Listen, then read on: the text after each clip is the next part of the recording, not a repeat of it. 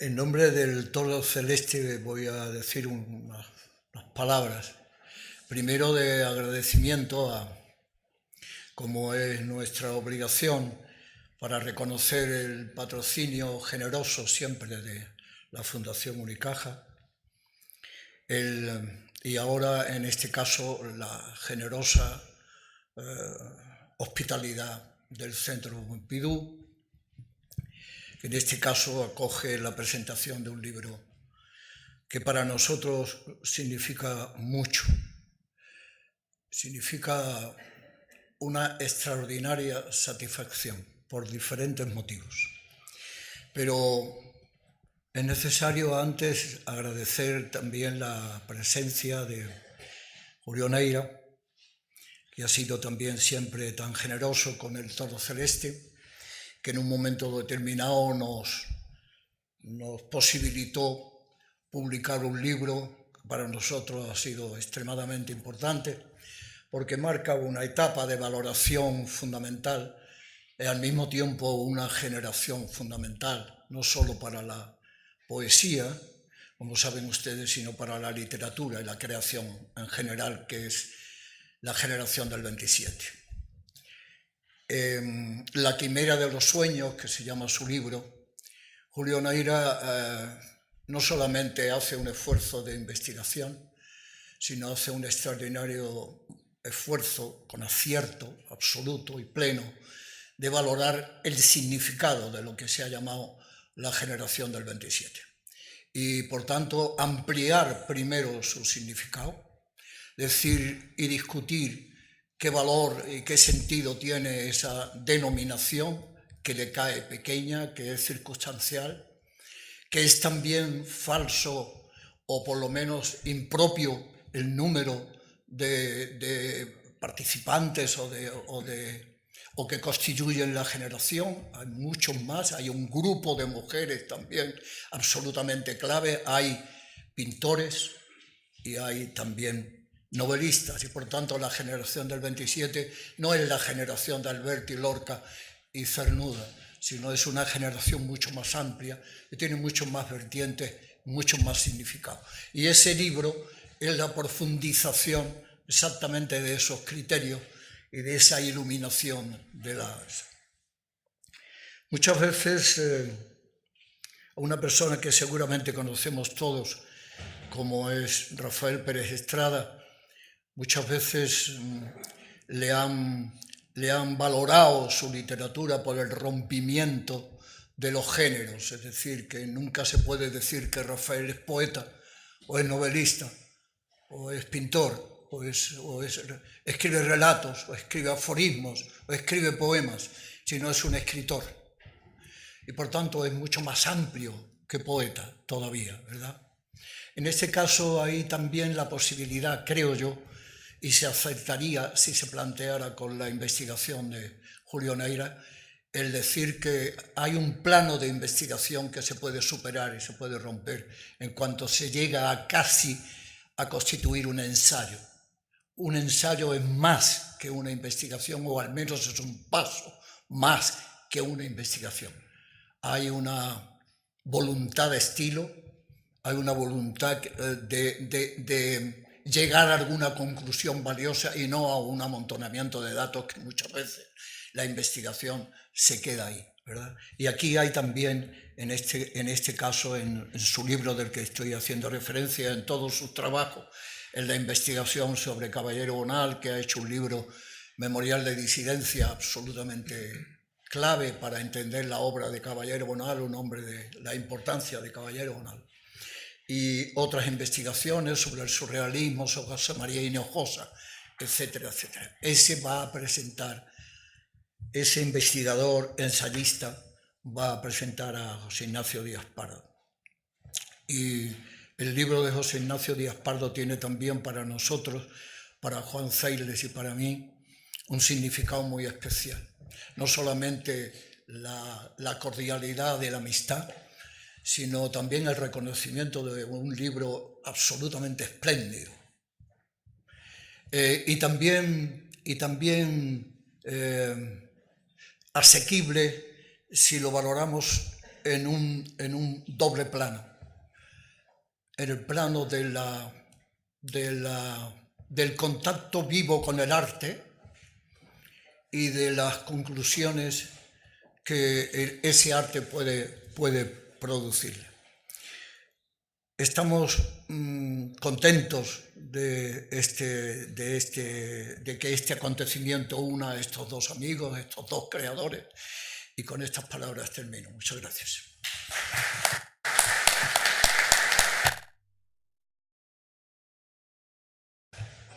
Buenas tardes. Muchas gracias, Rafael, por tus generosísimas palabras. La generosidad, siempre todos los que te conocemos sabemos que la generosidad es connatural a tu personalidad y te lo agradezco mucho. Como te agradezco que me hayas propuesto el que hoy esté aquí presentando este libro. Te lo agradezco a ti, a Juan, a la editorial, y se lo agradezco a José Ignacio porque presentar un libro de esta entidad para mí es una gran satisfacción y lo considero un gran honor. Que José Ignacio Díaz Pardo, a quien conozco hace más de 15 años, de un primer viaje mío a Málaga antes de vivir aquí, y donde se me acogió muy amistosamente en la tertulia de Vilmor, y allí conocí a José Ignacio como conocí a Rafael Pérez Estrada y me descubrí en un mundo auténticamente luminoso, que no luminoso, que es otra cosa. Bueno, realmente yo quiero ser breve. Yo soy un gran partidario de esa ecuación de Gracián tan conocida que dice: lo bueno si breve dos veces bueno, y aun lo malo, normalmente no se continúa, y aun lo malo si breve no es tan malo. Bueno, yo leyendo esta frase muchas veces me he preguntado si esta ecuación será también cierta al revés. Es decir, ¿lo breve si bueno es dos veces bueno? No lo sé, pero lo que es absolutamente irrebatible es que lo breve si breve, dos veces breve. Y ahí yo me acojo porque creo que una presentación, si es larga, se hace muy antipática, porque el auditorio normalmente a quien quiere oír es al autor, al protagonista del acto y no al presentador. Bueno, presentar a José Ignacio Díaz Pardo en este auditorio es innecesario. Todos los que aquí estamos le conocemos bien, conocemos su personalidad como pintor, como excelente dibujante, como arquitecto, como profesor de arquitectura, como gestor cultural, tanto en el Centro de la Generación del 27, cuya época fue espléndida, fue la mejor época que ha tenido el centro, o en el Colegio de Arquitectos, como ensayista, conocido, investigador, especialista en Picasso. Quizás sea menos conocida su faceta como poeta.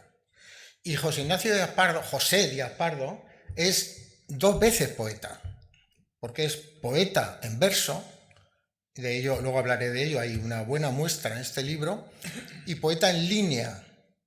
Se puede ser poeta en prosa, hay poemas en prosa, se puede ser poeta en verso y se puede ser poeta en línea.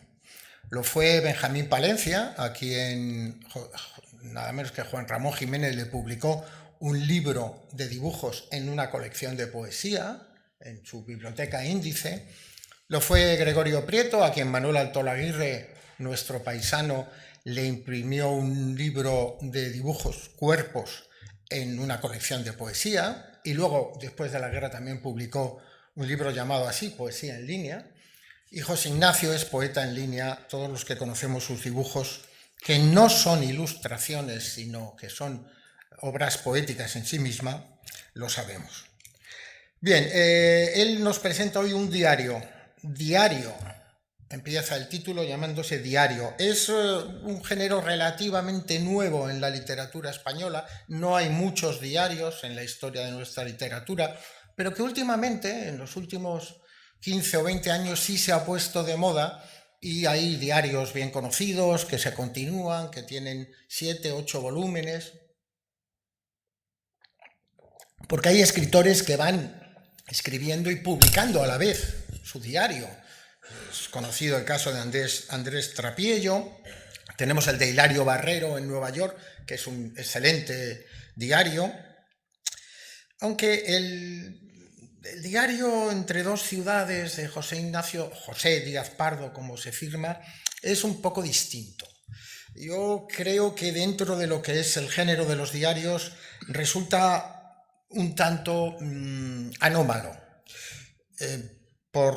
Y adelanto ya la palabra excepcional. Es una excepción en muchos sentidos del término. Debo decir que el título Diario entre dos ciudades es un tanto engañoso, porque no es un relato de viajes, ni de las peripecias de un viaje, porque el discurso no cambia de lugar. El origen, el germen del discurso, aunque se escriba en sitios distintos, en París y en Málaga, o en un café de París, o en un parque de París, o en un parque de Málaga, o andando por la calle, que a veces hay notas andando por la calle, con lo cual luego casi no es capaz de interpretar lo que ha escrito, ¿no? Bien, sin embargo, pese a estos escenarios, sin embargo, el lugar del discurso siempre es el mismo. El interior del protagonista, el mismo. Es ese el único eje referencial, hasta el punto de que este diario se convierte en una autobiografía intelectual. En él encontramos lo que le preocupa, lo que lee, lo que deduce de esa lectura, lo que piensa, lo que cree y lo que no cree, lo que le ocupa en suma, lo que es.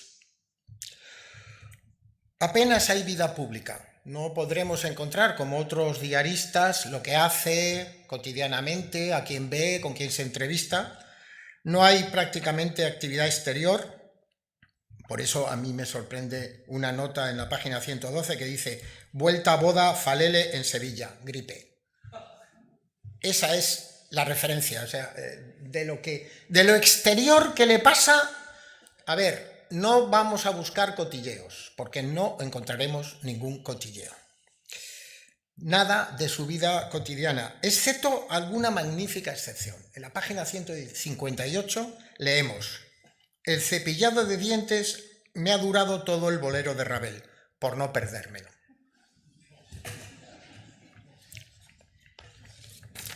Hay levísimas referencias emocionales. Algunas hay, como la preocupación por la enfermedad de la persona amada, o el lamento por el destino de lo que los clásicos dirían, dulces prendas en posesión de Rafael, los recuerdos en posesión de Rafael. Pero casi mejor no lo leo. Hay sí una intensísima vida interior. Es un diario intelectual que tiene una variedad temática extraordinaria. En él podemos encontrar, por supuesto, muchas referencias y muchas preocupaciones sobre el urbanismo, sobre la arquitectura, obviamente, sobre la pintura. No podemos dejar de encontrar eso en un especialista en Picasso, que además estaba en ese momento haciendo una tesis doctoral sobre Picasso. Sobre historia del arte, desde Leon Battista Alberti a Frank Castell o a Panofsky. Hay una nota en la página 228, que me parece muy representativa, muy ejemplar. Discusión con Milesi. Degas y Manet inferiores a Monet y Van Gogh. No. Más Manet que Degas, pero son los titanes que edifican la modernidad pictórica. Son los primitivos, por tanto menos atractivos para los no conocedores de los riesgos de la empresa, que solo contemplan los resultados finales. Paréntesis. Ver la opinión de Braque y Picasso sobre la preferencia del camino sobre el resultado, como los manieristas. Es como considerar a Miguel Ángel y Rafael superiores a Donatello y Piero de la Francesca. En los últimos se oculta la semilla de la vida que empieza a germinar. En los dos primeros el inicio de la decadencia que conduce a la muerte. Esta nota me parece muy representativa de sus preocupaciones sobre la historia del arte. Pero también encontramos muchísimas referencias a la historia de la filosofía. Los presocráticos, Platón, Aristóteles, Hegel, Heidegger, Walter Benjamin, Popper, etc. O a filosofía de la historia, o referencias a la poesía.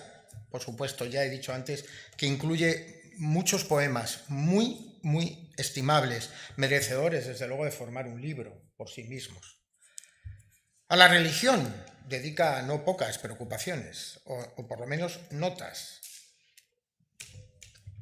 Leo en ABCD, número 857, 5 al 11 de julio del 2008, un débil artículo divulgativo de Peter Bark sobre iconografía religiosa.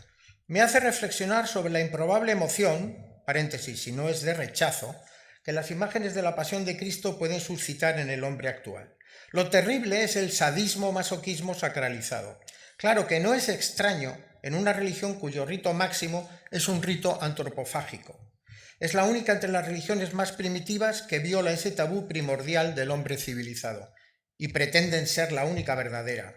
Tal perversidad debió ser una de las razones básicas para las persecuciones de los césares. Notas sobre psicología, sobre sociología, sobre política, y ahí leeré una nota que está en francés. Hay algunas en francés, otras en casi todo el libro en español, pero hay algunas notas en francés. Traduzco. Como siempre, traduzco por no demostrar mi pésima pronunciación francesa, no porque ustedes no conozcan el francés. Como siempre, España ha sido l'échantillon, la muestra de Europa. La invasión árabe, el colonialismo, la guerra civil, preludio de la Segunda Guerra Mundial, casi ensayo. Hoy la guerra financiera que acabará, yo advertí a los amigos desde hace una decena de años, en una confrontación armada, no entre Europa y el Islam, sino entre las gentes del pueblo y sus gobernantes, marionetas de un poder difuso, el dinero, el capital, los mercados. Guerra civil que se sufre ya desde hace algunos años, incluso si ha sido ocultada, tapada por los intereses de los vencedores, el dinero, la clase dominante desde el origen de la humanidad. O otra nota, en fin.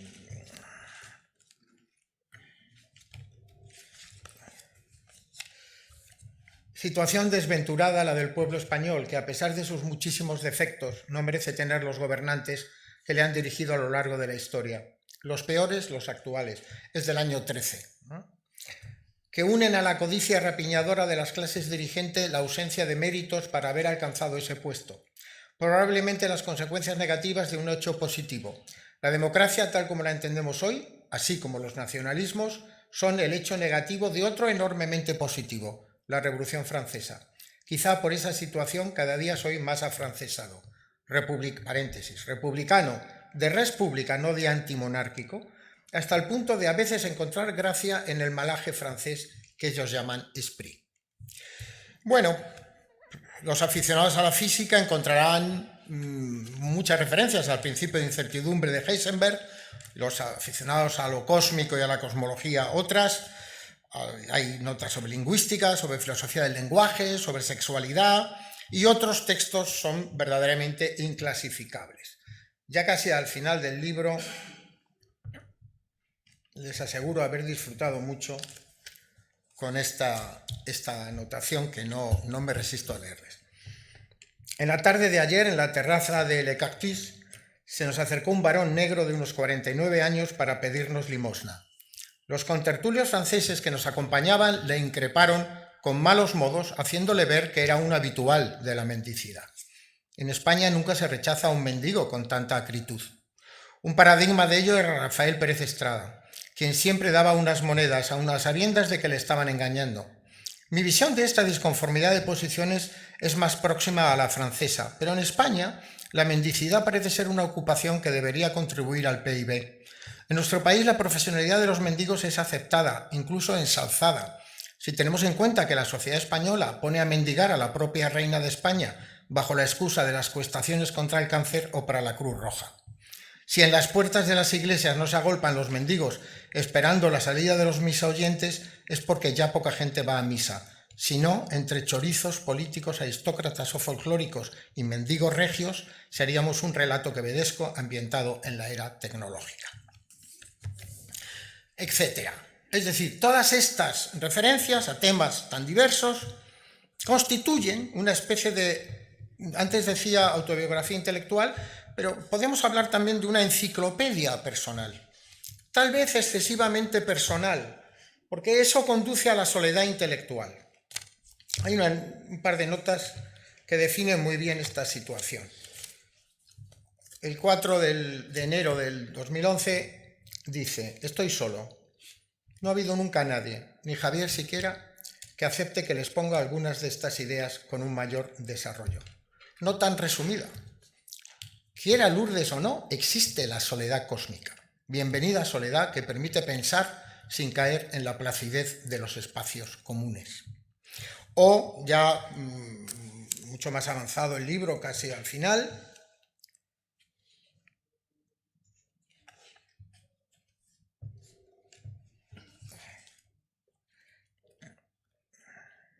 tengo aquí la nota, perdón. La verdad es que estoy solo.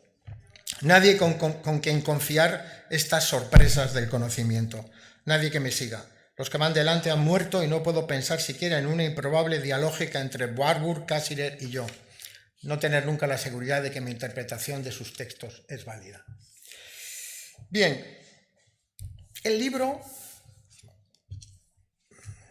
tras una lectura atenta, acaba convirtiéndose en un tratado de teoría del arte y de su historia, de la historia de la teoría del arte. En todo caso, presidido por una gran inteligencia y el humor inherente a toda inteligencia bien entendida. Es un conjunto de conocimientos menos asistemático de lo que parece, porque, como él mismo dice en algún fragmento, hay orden dentro de este aparente caos. Dice: me sorprende a veces mi capacidad de relacionar hechos aparentemente ajenos entre ellos en una superestructura unificadora. Hay una nota sobre Todorov, Hegel y el Opus Dei, verdaderamente maravillosa, pero yo voy a leer otra, que dice: yo participo de una experiencia fragmentaria del mundo, pero disfruto de una arquitectura que encuentra la conexión entre los fragmentos. Esta arquitectura no es un elemento objetivo que existe permeando la totalidad de las experiencias. Es una facultad relacional que reside en mí y que me permite dotar de sentido al mundo, un sentido que probablemente no pueda ser compartido con lo otro. Por supuesto, solo de estos breves ejemplos que yo les he relatado, habrán ustedes deducido la densidad conceptual del pensamiento de Díaz Pardo, la riqueza y también la dificultad que tienen muchas de sus notas, pero que son vencidas en el ánimo del lector por la intensidad expresiva que contienen. Hay una pulcritud y una agilidad del estilo, pese a que también se aprecia alguna incoherencia propia de la redacción apresurada de vuela pluma que tiene estas notas, ¿no?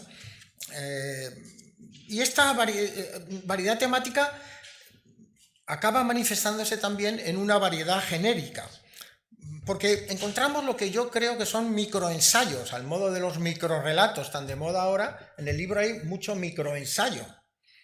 Hay reseñas de exposiciones, notas de lectura de libros o de prensa, ideas, apuntes al vuelo, como digo, en ocasiones andando, casi a pulso.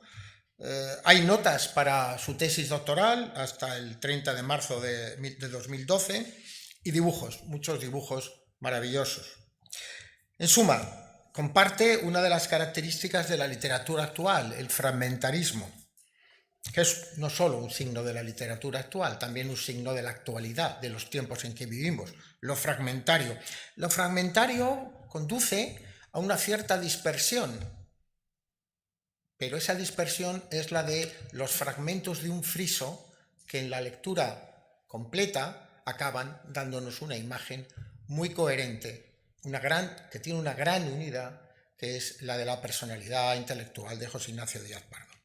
Les aseguro que he leído ha sido una lectura apasionante la de este libro, no poco difícil en algunos momentos, pero yo he disfrutado tanto como me gustaría que ustedes disfrutaran leyendo este libro de José Ignacio, a quien de nuevo agradezco la oportunidad de haberme sumergido, de haber tenido esa inmersión en su pensamiento. Muchísimas gracias y enhorabuena.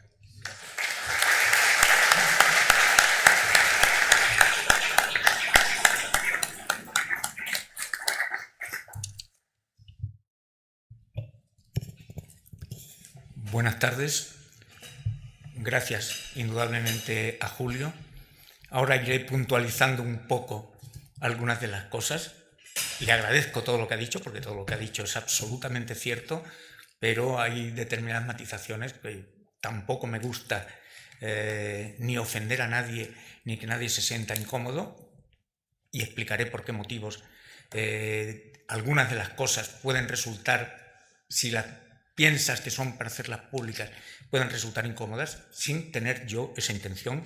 Gracias indudablemente a los dos editores, a Juan Ceilés y a Rafael Ballesteros, que un día me dijeron: vamos a hacer una colección que se llama Diversa, dentro de nuestra editorial, que se llama Diversa, para publicar libros raros.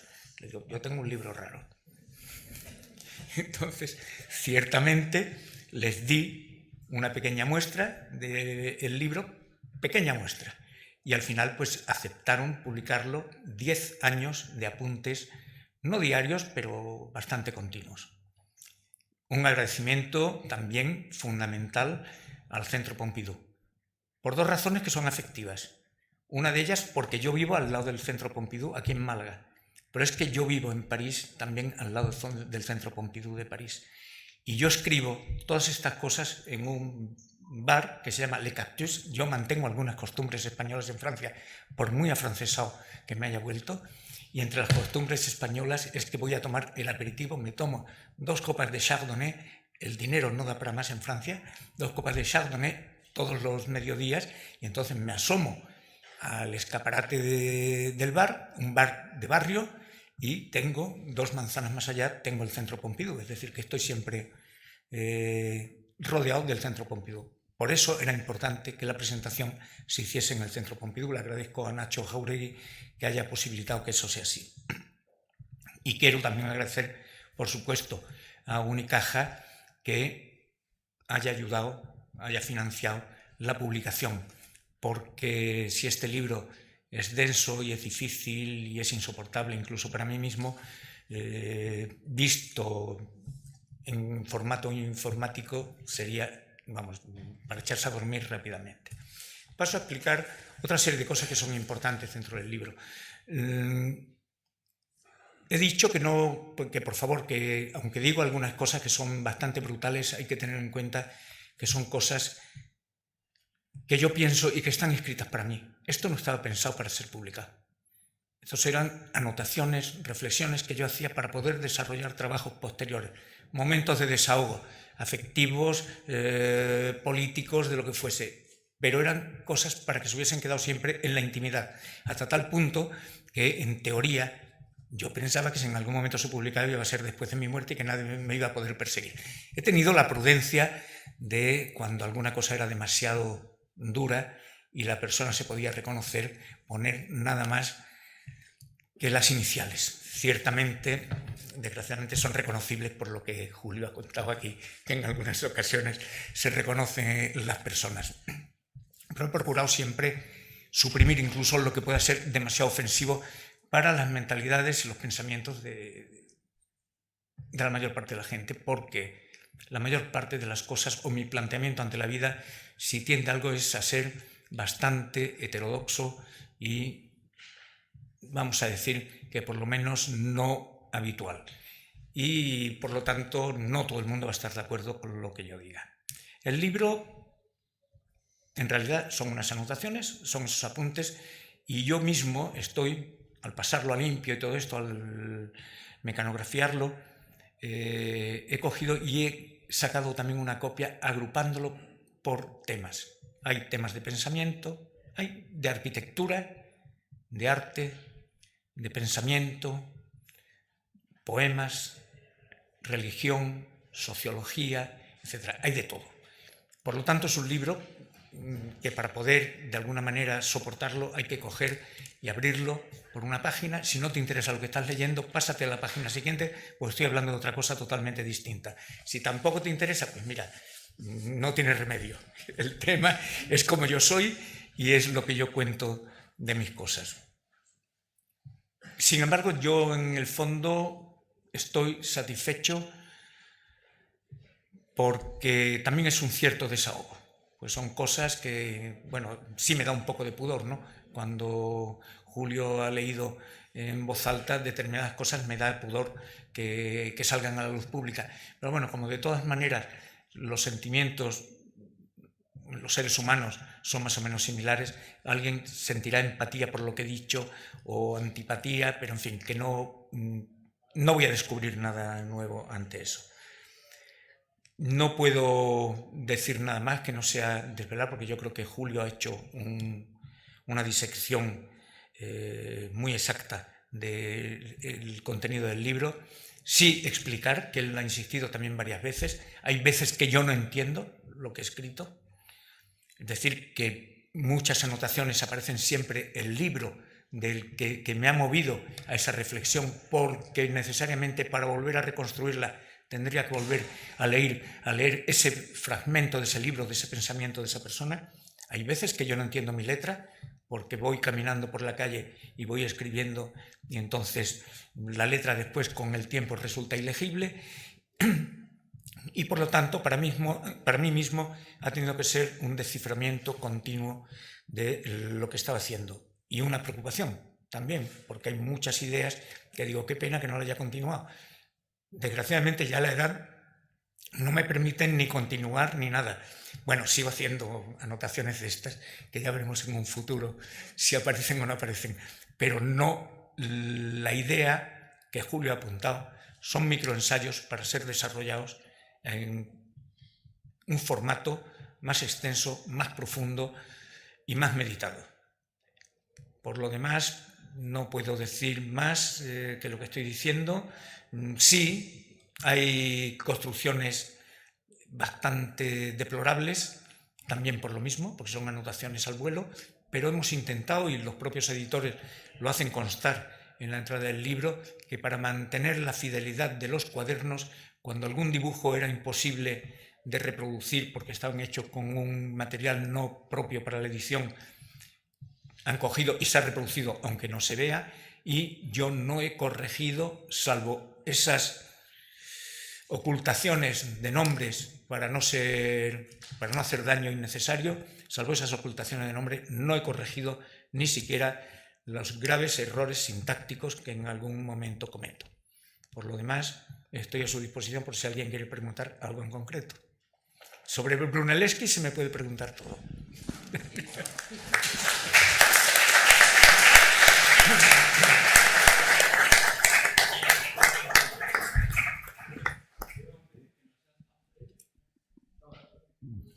Pero si os lo cuento ahora no lo compráis. Pero veo.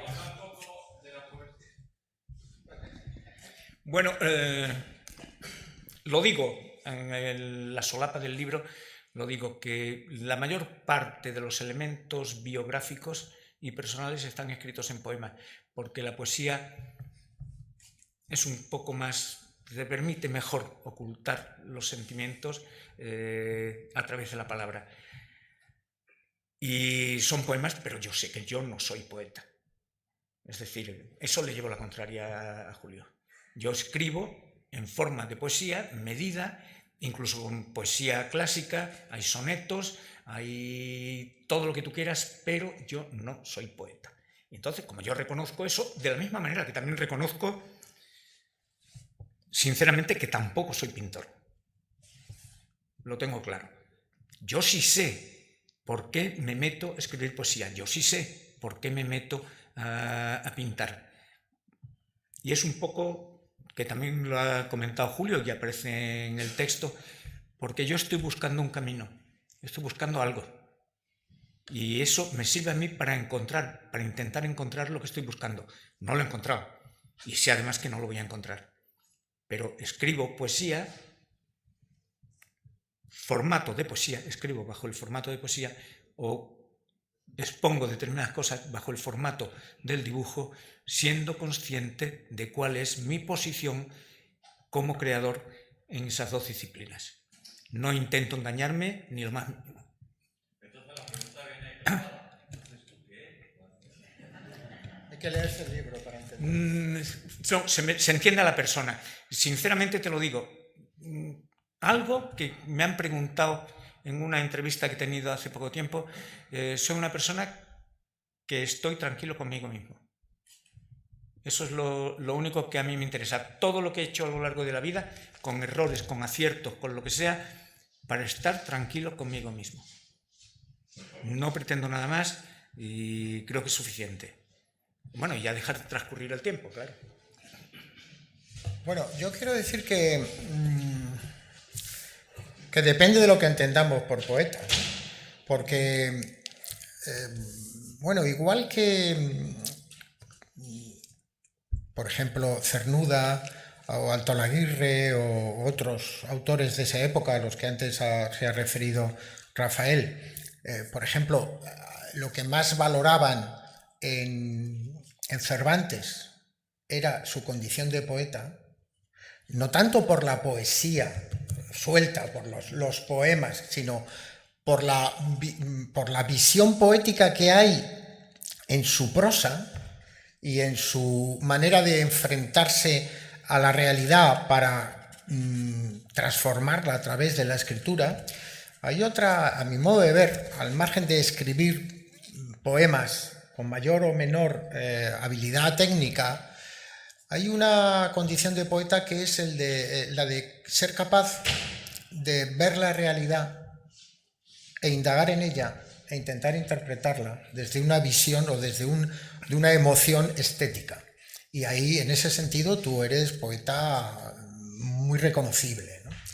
Luego también quiero decir que, como veo que todavía tenemos un poquito de tiempo, y mientras alguien más se anima, quiero decir que el libro tiene una riqueza germinante extraordinaria. Es decir, esos microensayos que yo te decía o esas reflexiones sobre historia del arte y sobre teoría del arte son tan ricas, tan interesantes, que de muchas de ellas pueden salir auténticos ensayos, incluso tesis doctorales.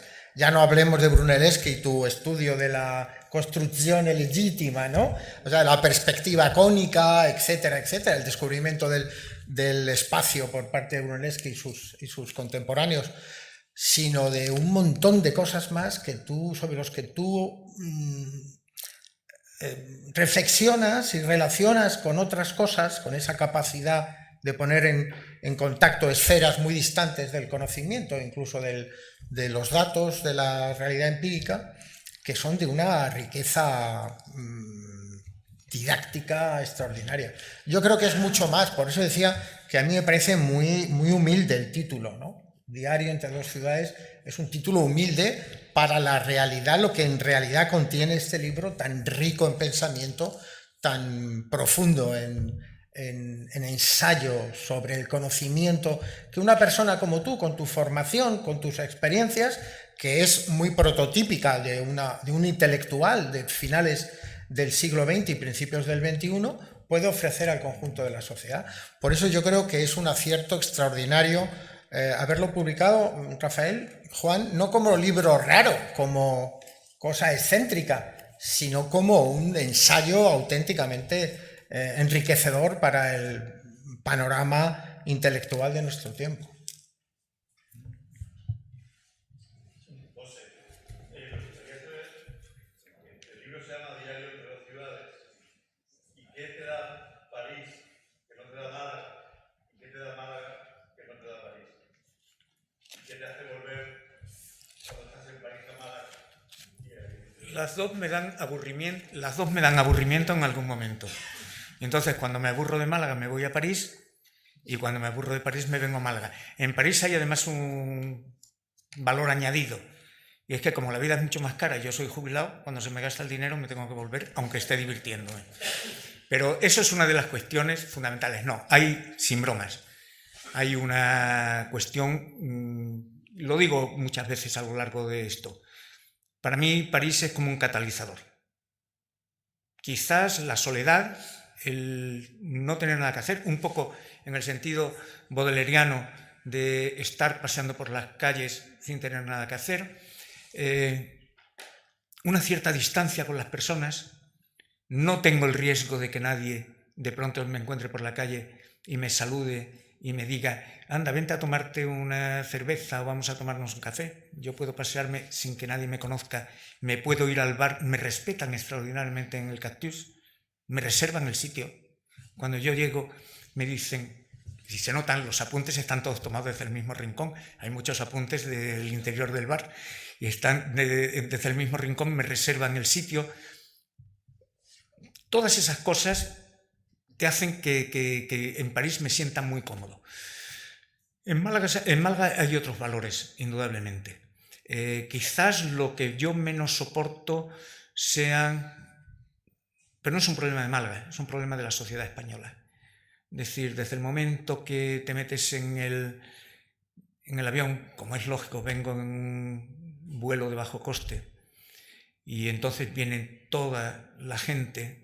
París-Málaga vienen toda la gente de los pueblos de Andalucía que han ido a Euro Disney y empiezas a ver esa chusma. Siento que no está nada acorde con lo que son mis ideales, pero ciertamente ese comportamiento tan poco humano, tan irracional, tan banal de esa gente, los pobres niños ya metiéndolos dentro de esa vía. Es decir, me entra una depresión tan terrible, por eso me da una cierta pena del pueblo español, porque teniendo otros valores estamos primando, estamos valorando y estamos ensalzando exclusivamente las peores características que tiene. Y eso es de las cosas, digo que no es de Málaga, es en general de este país, y es quizás lo que no me gusta. Hay otros valores que sí que me encantan, y es alguna forma de entender la vida, no por el hecho de tomar copas, como yo digo, porque me voy a tomar el aperitivo y sigo la vida malagueña allí. Hay otras formas de entender la vida, que sí hay otros valores. Un poco el ejemplo que ha contado Julio antes,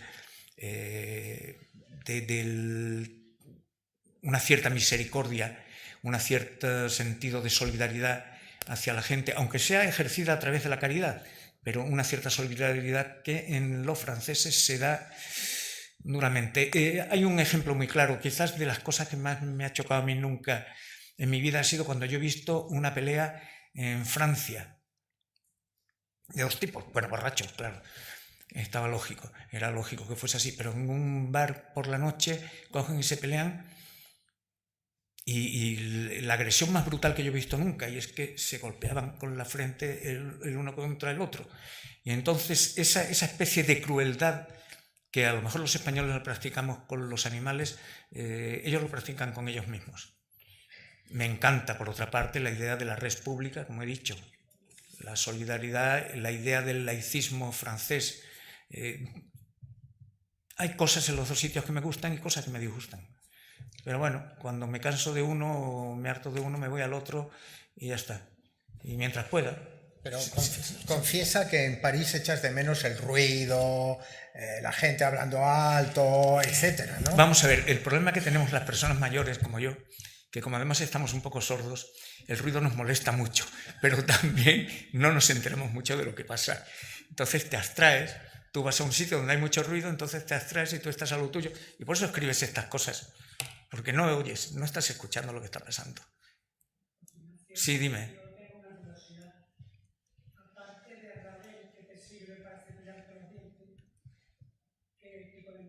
Hay mucha música. En esto hay muchas cosas de música. Me lo dijo Carlos Edmundo de Ory, fue el que me hizo darme cuenta. Yo soy muy pitagórico. Y al ser muy pitagórico, la música, para mí, lo digo además en varias ocasiones, quizás dentro de los lenguajes lógicos es el más evolucionado. y por lo tanto me interesa extraordinariamente. Y tú sabes, porque me conoces además, que bueno, últimamente pues a lo mejor me ha interesado más la ópera, determinada ópera, no todas las óperas, me ha interesado la música clásica tradicionalmente, me horroriza la música pop anglosajona desde hace bastante tiempo, desde los Beatles. Pues soy viejo, que eso es lógico, no me puede interesar. Yo no sé cómo es una canción de Madonna, yo no sé cómo es una canción de Lady Gaga, no las conozco, no las reconozco si las oigo. Es decir, esas cosas me horrorizan. Soy más, dentro de la música, me interesa más la melodía, me interesan más los valores rompedores dentro de la música, a través de la música contemporánea, incluso la que tú haces, que es una música bastante dura. ¿Eh? No, ya, bueno, pues...